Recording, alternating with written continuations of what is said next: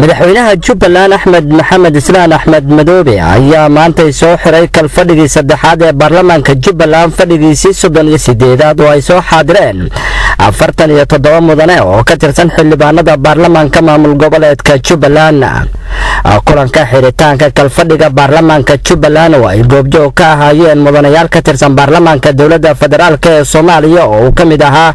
madaxweynihii hore ee maamul goboleedka Puntland haatana ka mid ah xildhibaanada aqalka sare ee baarlamaanka Soomaaliya Cabdiraxmaan Sheekh Maxamed Farole ayaa waxa ugu horeyn daahfuray gudoomiyaha baarlamaanka Jubbaland Sheekh Cabdi Maxamed Cabdiraxmaan waxaana uu sheegay xiritaanka kalfadhiga saddexaad oo noo soo bilowday saan filayo bishii afraad maantana ay tahay bishii Agost 15 oo ay ahayd in uu noo xirmo 8 bisha maantana tahay 15 marka insha Allah taala aadaan ugu faraxsanahay inuu maanta madaxweynaha sidii caadiga ahayd uu kalfadhiga noo furay noo xiray maanta ay ku wariyaan marti aad noogu qiimo badan agteena shirku waa noo furan yahay. madaxweynihii hore ee maamul goboleedka Puntland haatana ka mid ah xildhibaanada aqalka sare ee baarlamaanka dowladda Soomaaliya kana mid ah marti sharafkii kulanka lagu casuumay oo goobta ka hadlay ayaa sheegay in baarlamaanka Jubbaland looga baahan yahay in ummadda reer Jubbaland ay u shaqeeyaan isla markaasina ay wax la qaybsadaan dowladda dhexe ee Soomaaliya. waxaan idinku baraarujinayaa Soomaalida waa abtirsiya jeceshahay reer hebel iyo reer hebel 4.5 iyo qabiil iyo hoog iyo baba la soo maray maanta u dhamaysta doorashada soo socota ma jirto hadeer baa loo tawaabulshaysto ninkii fiican baa la dooranayaa deegaan baa laga dooranayaa nin dhulka cidlaa meel ka dhashay ma jiro nin walba meel buu ka dhashay abtirsiyiin waa Soomaali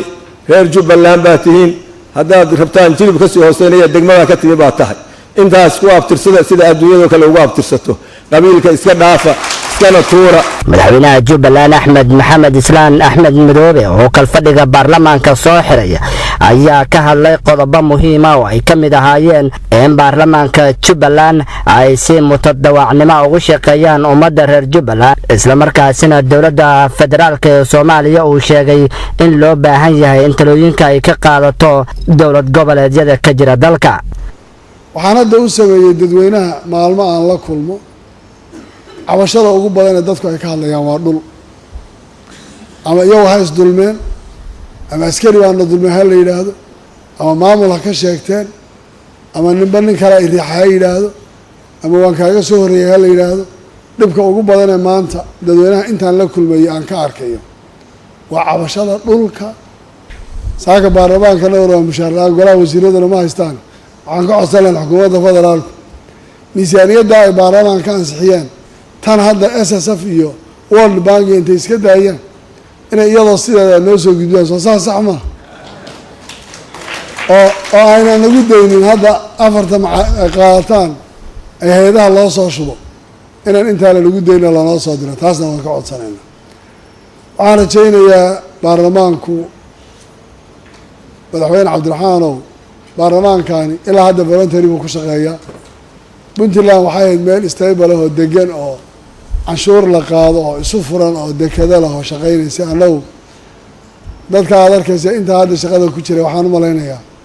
ma mar bay wax qaateen mise laba goor seasonka inta hadda ku jireen wayna ku qanacsan yihiin waliba haddana deegaanadii iyo laga soo la shaxaaday marka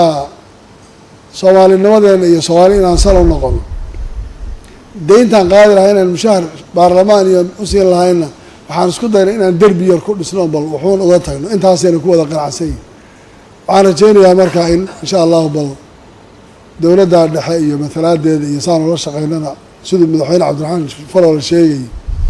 waa niman dhalinyaro inay u baahan in lala shaqeeyo laakiin iyaguna inay talada qaataan dadka ahlu xalliga ay ka qaataan labada dhinacaan sheegay taladooda ay iska daayaan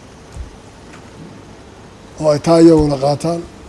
fadhigu waa inoo xiran yahay aad baad u mahadsantihiin. Maxamed Qaasim Cali Waxar TV caalamiga SAB